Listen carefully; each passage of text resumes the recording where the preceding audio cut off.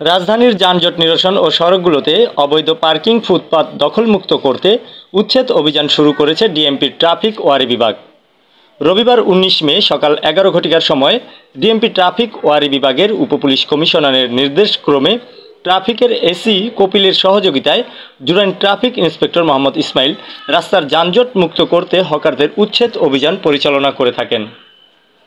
এ সময় ট্রাফিক পুলিশের এই ফুটপাত উচ্ছেদ অভিযানকে সাধুবাদ জানিয়েছেন জুরাইন এলাকাবাসী।